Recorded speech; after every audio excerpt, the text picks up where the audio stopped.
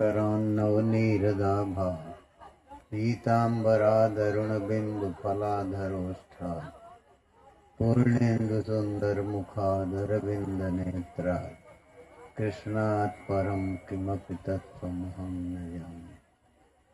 ये अद्वैत विधि में चलने वाले मधुसूदन सरस्वती जी का श्लोक है। और उनको इतना प्रिय है कि अद्वैत सिद्धि जैसे ग्रंथ में जहाँ केवल अद्वैत का वर्णन है वहाँ इस श्लोक को लिखते हैं।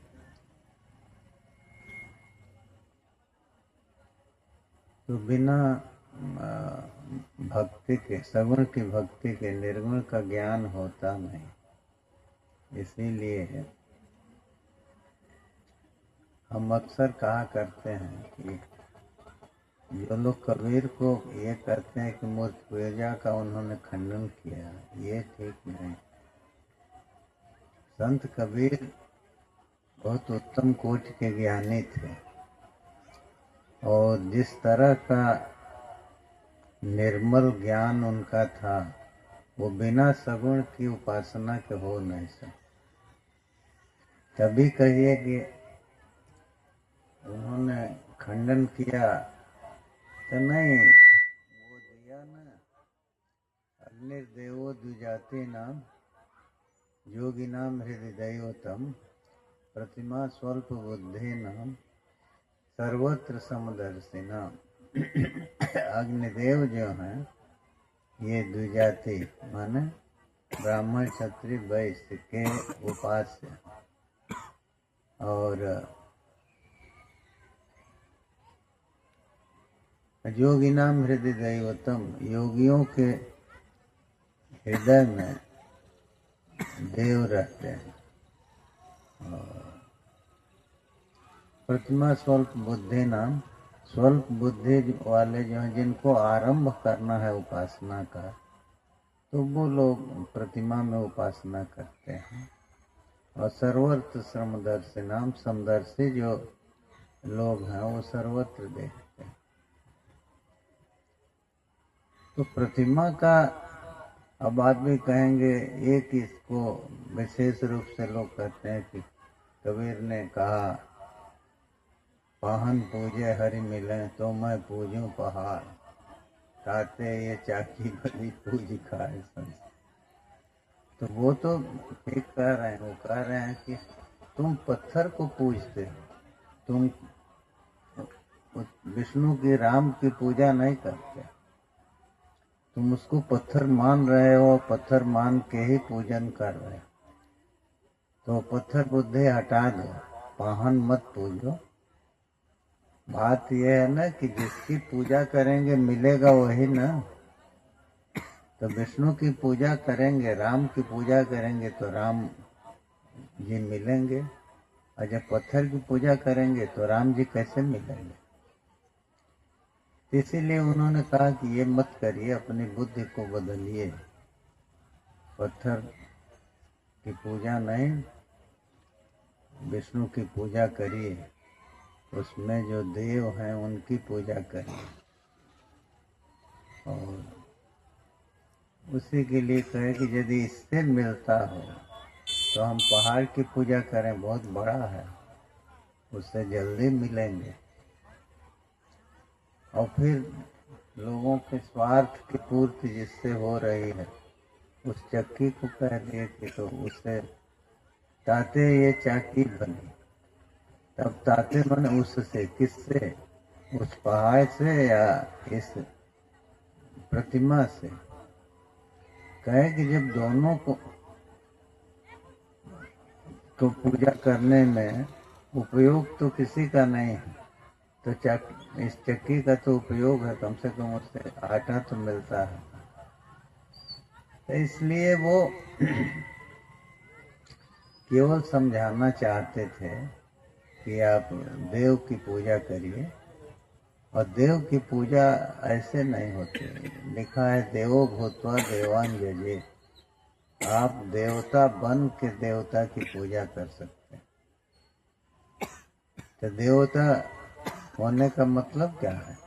सत्व गुण का जब प्राधान्य होगा, आप सत्व गुण को बढ़ाएंगे तो उससे फिर आप देव हो जाएंगे और देव की पूजा करेंगे।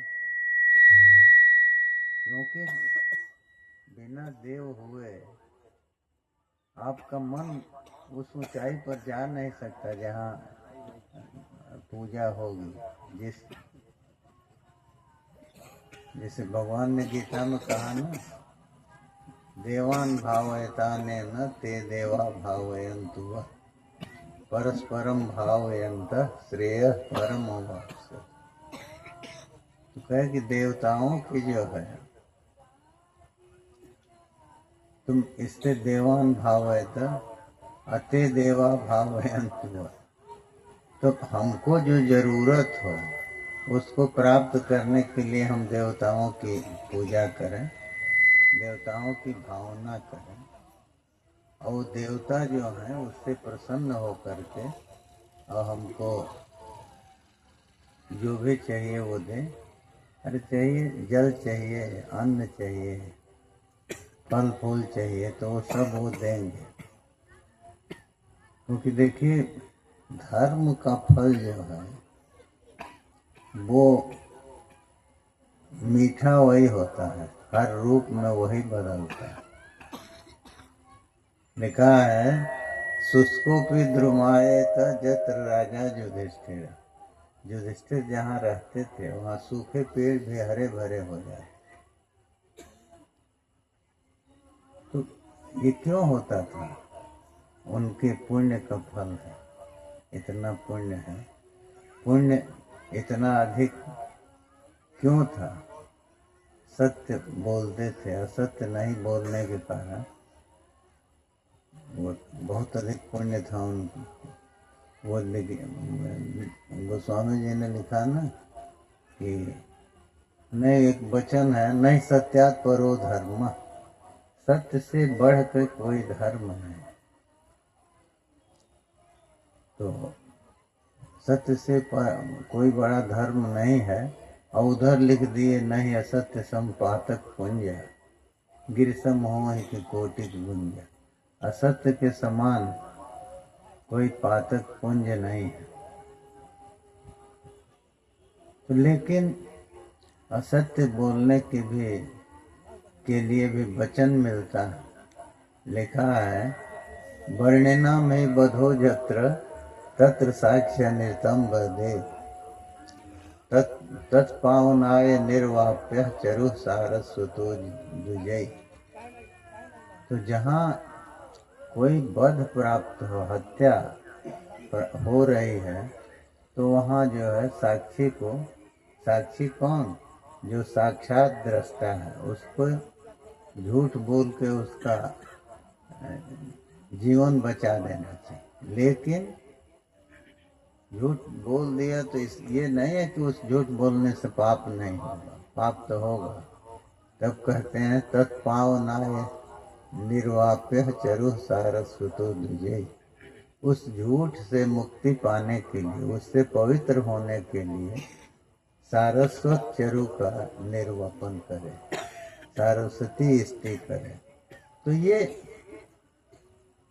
विधान ये बतलाता है कि असत्य जो है उसके लिए अनुमति नहीं देता शास्त्र। लेकिन दोनों को देखेंगे, कहीं अगर हिंसा हो रही है, एक व्यक्ति की हत्या हो रही है और हम असत्य बोल के उसको बचा दे रहे हैं, तो वो कर देना चाहिए। लेकिन ये भी देखना पड़ेगा कि वो व्यक्ति है कैसा। अगर उसकी हत्या से ही समाज का कंटक दूर होगा तो उसको बचाने का प्रयास आपको नहीं करना चाहिए। वो तो हर जगह विवेक शक्ति आपकी काम करेगी तभी होगा। एक तरफ का कोई एक तरह का नियम नहीं रहा, परिस्थिति के अनुसार आपको निर्णय लेना होता है। और इसीलिए वो बताते हैं कि उनके गुरु गोविंद सिंह के लोग लड़ रहे थे, सेना लड़ रही थी मुसलमानों से, तो वो गायों को बांध के, जैसे दो गाय हैं उनके बीच में अपना तोप हथियार लगाए हुए थे। अब इनकी सेना के लोग गायों को बचाते थे तो उसमें इनका नुकसान हो रहा था। तो गुरु गोविंद सिंह जी महाराज से कहे लोग, कहे कि ये क्या कर रहे हैं, तुम लोग सिंह हो, सिंह के लिए गाय और भेड़ बकरी सब बराबर है, मारो, मार के उन सबों को पराजित करो। तो क्यों कहें, उनका तात्पर्य इसमें नहीं था कि गाय, वो परिस्थिति ऐसी थी कि अगर 10-5 गायों को मार के और लाखों गायों को बचाया जा सकता है तो उन्होंने इसके लिए कहा कि नहीं, इन गायों का भी वध करो। तो ये विवेक शक्ति के रहने पर ही किया जा सकता है। विवेक शक्ति नहीं रहेगी तो आदमी ये निर्णय नहीं ले पाएगा। तो इसीलिए विवेक शक्ति का उपयोग और शास्त्र के वचनों का पूर्वापरे का विचार, ये सब करते हुए हमको चलना चाहिए। क्योंकि भगवान ने गीता में कहा ना, जह शास्त्र विधि मुत्सृज्य वर्तते कामकारतः न सिद्धिम आपनोति न सुखम न परां गतिम। खूब कह दिए, कुछ तो बचा नहीं। कहे कि जो शास्त्र विधि को छोड़ करके वर्तते काम करता, केवल अपनी इच्छा से और बर्तन कर रहा है, चल रहा है, तो वो न सिद्धि आपनोति, वो सिद्धि माने उस कार्यों को करके फल की प्राप्ति नहीं कर पाता, और न सुखम, न तो सुख पाता, और न परांग गति, और न तो उत्तम गति को प्राप्त करता। इसलिए शास्त्र विधि का उल्लंघन नहीं होना चाहिए। और कहे कि तस्मात् शास्त्रम प्रमाणम ते कार्याकार्य व्यवस्थित हो।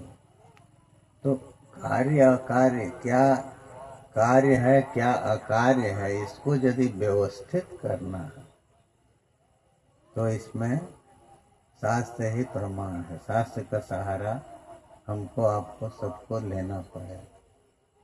अब ये जरूर है कि शास्त्र का निर्णय इतना आसान तो नहीं है, फिर भी तो हमको उसके लिए अपने से जितना बन सकता है करें, नहीं तो जो जानकार लोग हैं उनसे पूछें, और नहीं अंततः ये भी रास्ता है कि जहाँ बुद्धि कुंठित हो जाए तो भगवान का ध्यान करते रहिए, 1 दिन 2 दिन 3 दिन में वो समाधान मिलता है। ऐसा नहीं है कि नहीं मिलता, क्योंकि वहाँ तो सब ज्ञान विज्ञान सब कुछ वहीं प्रतिष्ठित है। तो वो इसको करते हैं, लेकिन उसके लिए आपका आग्रह जरूरी है। हम इसको सुनाया करते हैं। एक बार पहले सोते समय कभी भागवत, कभी महाभारत, कभी कुछ ऐसे देखा करते थे। तो एक दिन जब युधिष्ठिर संवाद देख रहे हैं, महाभारत में है, तो वहाँ यक्ष के प्रश्न और युधिष्ठिर का उत्तर, तो वो आप लोग सब जानते हैं, काश वार्ता किम आश्चर्यम, ये सब जो है पूछा है।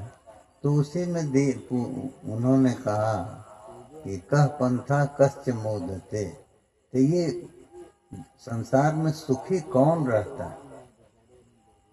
उसके पहले पूछा मार्ग क्या। तो बात ये है कि मार्ग जब मिलेगा तो उस पर तो आदमी चल लेगा। कठिनाई मंजिल मिलने की नहीं है, कठिनाई मार्ग मिलने की। मार्ग मिले, और मार्ग देगा कौन? तो जो ये जान रहा है कि ये रास्ता मंजिल से मिला हुआ है, ये रास्ता यहाँ जाएगा, तो वही बताएगा ना। ऐसे जो जानता ही नहीं स्वयं, वो तो नहीं बता पाएगा। तो युधिष्ठिर ने सब उत्तर दिया है, बहुत लंबा संवाद है। तो कौन सुखी है? तो उसके लिए कहे कि दिन से षष्ठी भागे वही भागे ज साकम पचत वही गृह अनृणी चाप्रवासी च सौवारिचर मोदते। कहे कि देखिए, जो भी दिन के 6वें भाग में भी साग पका के भी घर में खा ले, लेकिन ऋण न हो उसके ऊपर, और वो प्रवास का जीवन कहीं बाहर रख के जीवन नहीं बिता रहा है, तो वो अपने घर अपने बंधुओं के बीच है, तो वो सुखी होता। और रास्ता क्या है? तो कहे कि महाजनों जिन गता सपंथा, बड़े लोग जिससे चले हैं वही मार्ग। तो ये कहा। उसके बाद उन्होंने सुखी कौन है ने जीव लोक के सुख के बारे में पूछा कि जीव लोक में कितने सुख हैं। जीव लोक माने ये जीवधारी प्राणधारियों का जो ये लोक है, इसमें तो उन्होंने कहा उत्तर में कि अर्थागमो नित्य मरोगिता च प्रिया च भार्या प्रियवादिनी च वस्यश्च पुत्रोर्थ करी च विद्या षड्जीव लोकस्य सुखानि राजन। तो ये कहा कि ये जो है 6 सुख हैं इस धरती पर। तो पहला सुख है अर्थागम नित्य हो, पैसा रोज आता रहे, तो एक पहला सुख दिया। और फिर अरोगिता च, और दूसरा कहा कि नैरुज्य हो, शरीर में कोई रोग न हो। और स्त्री से संबंध 2 सुख बताए, प्रिया च भार्या प्रिय वाले, स्त्री प्रिय हो और प्रिय बोलने वाली 2 दिया। और पुत्र से संबद्ध 1 सुख बताया, वस्यश्च पुत्र, पुत्र जो है वश्य हो, आज्ञाकारी। और फिर अंत में कहे अर्थ करी च विद्या, विद्या जो है अर्थ करी। तो हम रात को पढ़ रहे थे, तो हमारे मन में ये आया कि जब अर्थागम नित्य पहला सुख दे दिए कि प्रतिदिन धन आता रहे, ये पहला सुख है। तो प्रतिदिन धन आता रहे, तो फिर अंत में फिर अर्थ करी विद्या क्यों कहे कि विद्या जो है अर्थ करी है। तो सोने का समय था, बुद्धि वहाँ रुक गई, फिर हम सो गए। लेकिन शंका का स्वभाव है, शंका को शंकु कहते हैं। शंका जब हो जाती है तो वो निश्चिंत आदमी नहीं होता, और फिर वो दुखी रहता है जब तक समाधान न मिले। तो अब रात को सो गए, दूसरे दिन पूरा दिन बीत गया। तो मन तो चलते फिरते जब कहीं खाली हो तो जाता था वहीं कि ऐसा क्यों कहे। अच्छा, ये नहीं कह सकते कि आजकल किसी की वाणी हो, ऐसा तो नहीं है। व्यास जी की वाणी है, तो व्यास जी बिना सोचे समझे कुछ बोलेंगे नहीं, भगवान के अवतार हैं ना।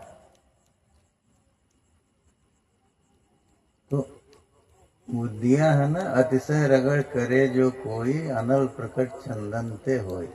चंदन जैसा शीतल वृक्ष, उसके में घर्षण से अग्नि निकलती है। तो जब आप कहीं एक जगह रुक के और बार बार आघात करेंगे जो शंका है उसके ऊपर, तो भगवान समाधान देते हैं। तो अचानक हमारे ध्यान में आया कि अर्थ करी विद्या का मतलब है निवृत्त करी विद्या। जीव लोक में जो सुख है, तो वेदांत विद्या जो है, अर्थ शब्द का जो है इन अर्थों में प्रयोग होता है। अर्थ माने अभिधेय, इस शब्द का ये अर्थ है। तो अभिधेय को कहता है, रई धन को कहता है। और फिर वस्तु किसी भी चीज को अर्थ कहते हैं। तो और प्रयोजन को कहता है, जैसे कहते हैं ना फलार्थी सुखार्थी चेत त्यजेत विद्याम विद्यार्थी चेत त्यजेत सुखम। सुख जो चाहता है उसको विद्या छोड़ देनी चाहिए, और जो विद्या चाहता है उसको सुख छोड़ देना चाहिए। मन श्रम तो आपको करना पड़ेगा, ऐसे तो नहीं होगा। तो अंत में दिया कि उसका निवृत्ति एक अर्थ है।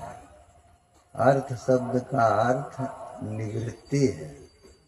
निवृत्ति माने हटाना।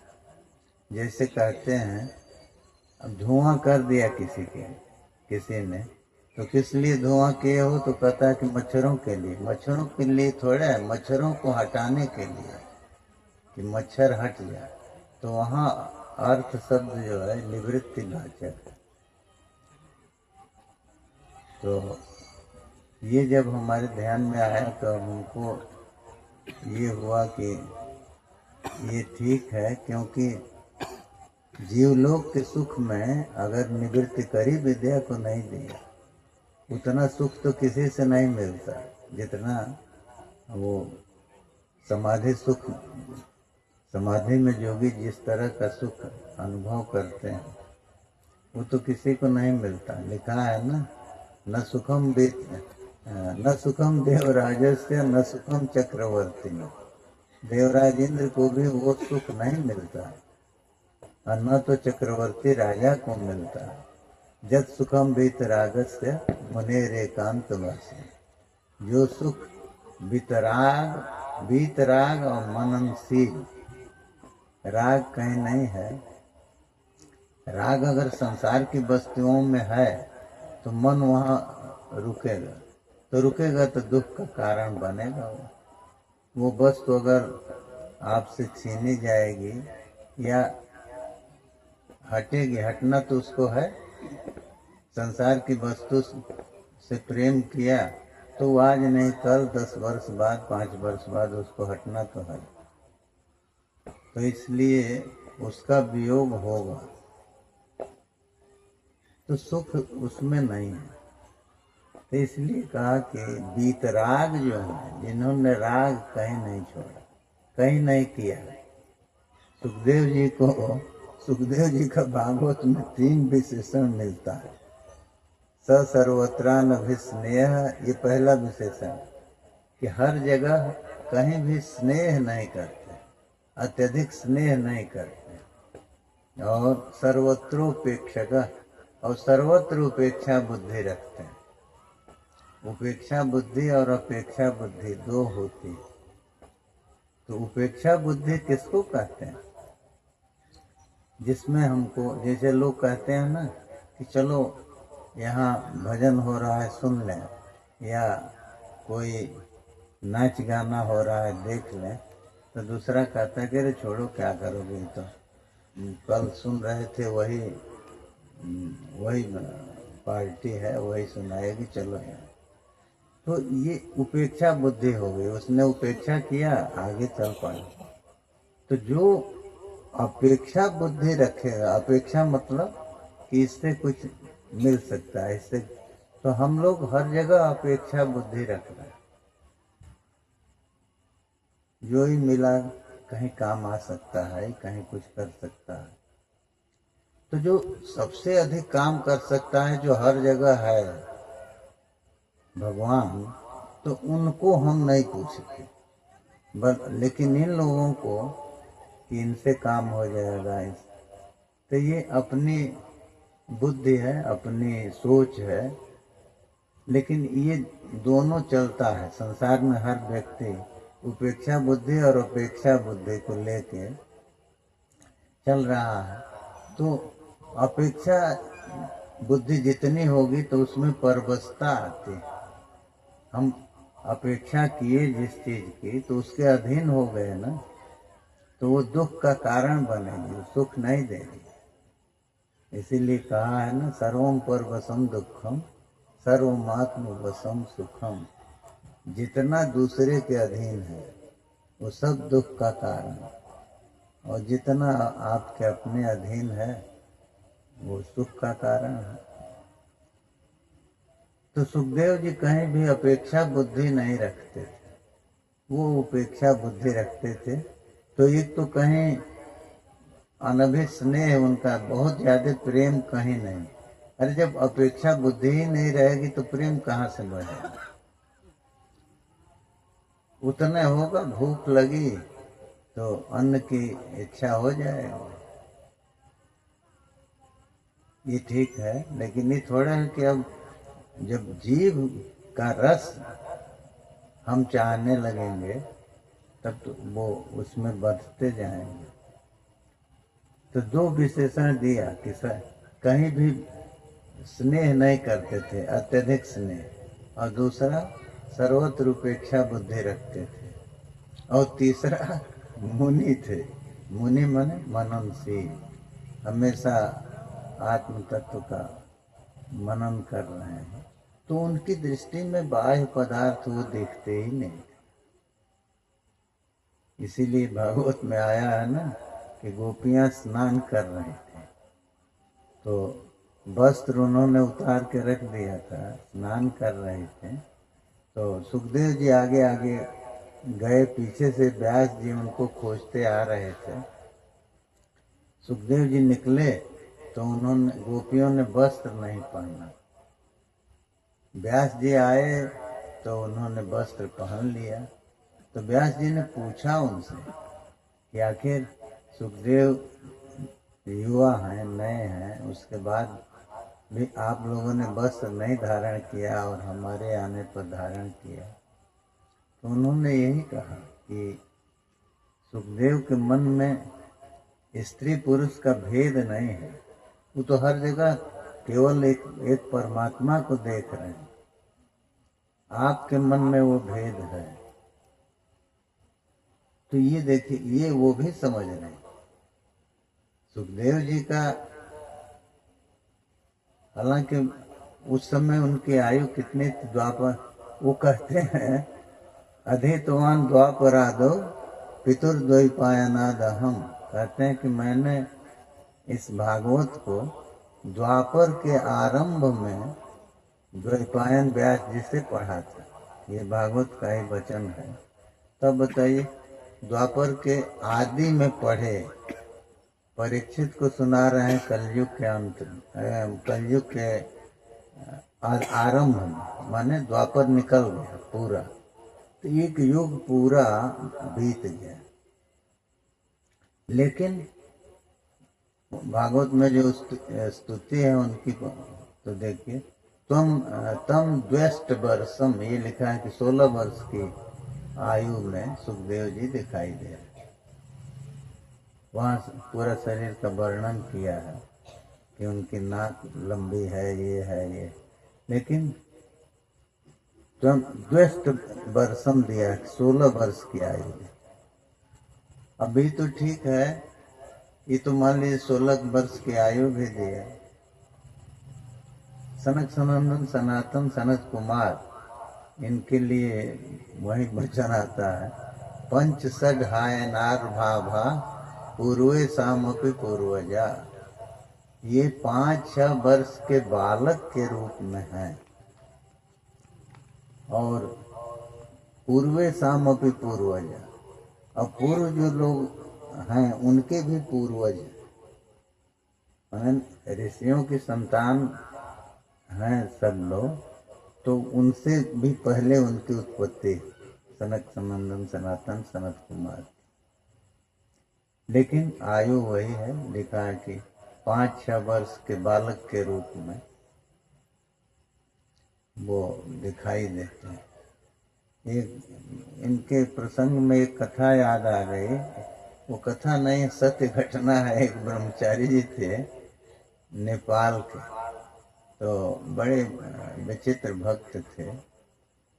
तो हम उनके यहाँ जाते थे अक्सर। अब उनका शरीर नहीं है। तो जब छुट्टी रहे अष्टमी प्रतिपद को तो चले जाएं, तो हम उनसे केवल यही पूछते थे कि हमको ये बताइए, निर्गुण का नहीं, भगवान के सगुण रूप का दर्शन हुआ कि नहीं हुआ। तो जाते थे तो वो बताए। दर्शन तो उनको हुआ था उसका, वो भी बताए कैसे कैसे हुआ। उसके पहले उनको ये ऋषि लोगों के छोटे छोटे बालक के रूप में बद्रिकाश्रम के ऊपर गुफा में दर्शन हुआ था। तो वो हमको बताए कि ये गए निकले थे 12-13 की उम्र में, घर छोड़ दिए। माता जी के बड़े पुत्र थे। तो माता जी भी इनके बहुत संस्कार वाली थे। तो उन्होंने कहा था कि जाओ, भगवान का दर्शन करने जा रहे तो जाओ, बहुत अच्छा कार्य है, लेकिन ध्यान रखना भगवान का दर्शन किए बिना रुकना नहीं कहीं। उनका मतलब था कि नहीं कि पढ़ने में लग जाओ, कहीं मठ मंदिर में लग जाओ, कहीं कोई दूसरा काम नहीं करना, एक काम करना, भगवत दर्शन।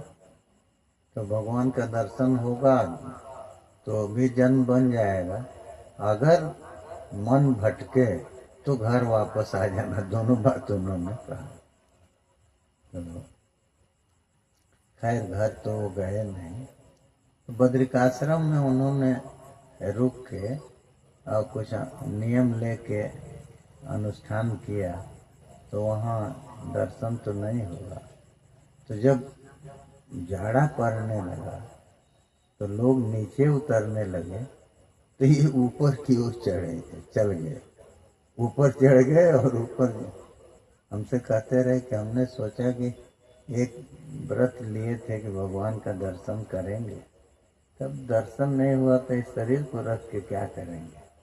चलते हैं ऊपर, एकांत में बैठ के भजन करेंगे, भजन करते करते शरीर को छोड़ देंगे। तो एक गुफा मिले, उसी में जाके बैठ गए। तो बाद में मालूम हुआ 3 दिन बीत गया। रात बीती 3 या 2 रात बीती, तीसरा दिन, मैंने 3 दिन और 2 रात पूरी बीत गई, इनको मालूम नहीं पड़ा। तो तीसरे दिन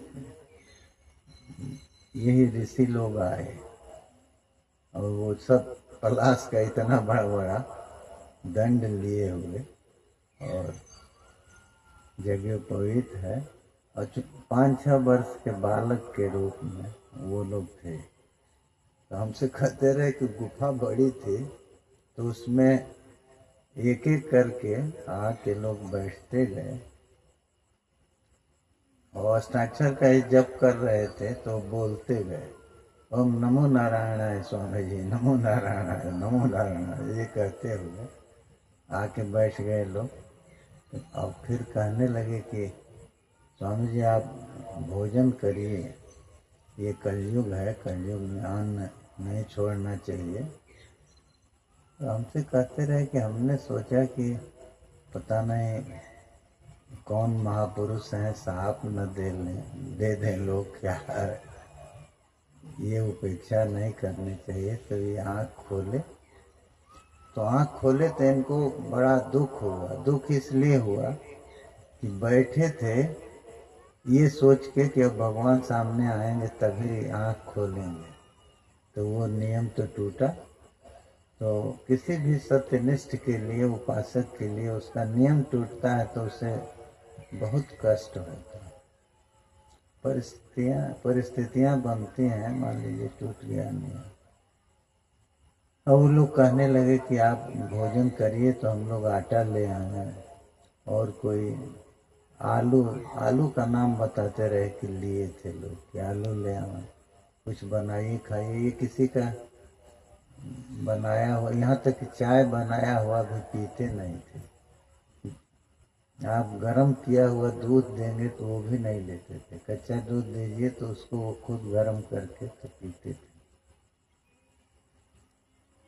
तभी कहे कि देखिए हम आत्महत्या के लिए नहीं बैठे हैं, हमारा ये है कि भगवान का दर्शन हो जाए, इसी के लिए बैठे थे। लेकिन अब दर्शन नहीं हुआ और नेत्र हमारा खुला, तो अब यहाँ रहेंगे नहीं। तो उठ के और वहाँ से चल दिए। तब कहाँ बद्रिकाश्रम, और वहाँ से फिर वो चलते चलते रामेश्वर चले गए।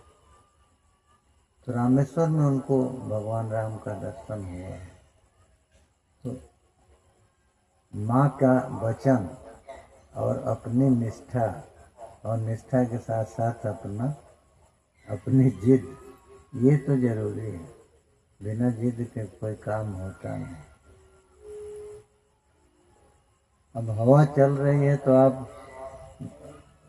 तेज आंधी नहीं है तो कहीं बैठे रहें, खड़े रहें, गिरने का डर नहीं है।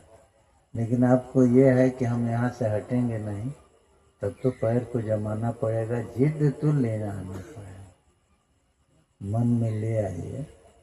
और उसके बाद भगवान से प्रार्थना करिए, तो दोनों के रहने पर भगवान उसको पूरा करते हैं। और केवल एक रहा, माने केवल जिद रही और भगवान में मन नहीं रहा, तब भी नहीं पूरा होगा। और भगवान में मन है और जिद नहीं है, अभी बैठे अभी उठ गए, अच्छा फिर कर लेंगे, तब भी बहुत मुश्किल है। इसलिए अपने, लेकिन वो जिद भी वैसे आती नहीं, रुचि पर ही न है। जो जिसकी रुचि जहाँ होगी वहीं वो जाएगा।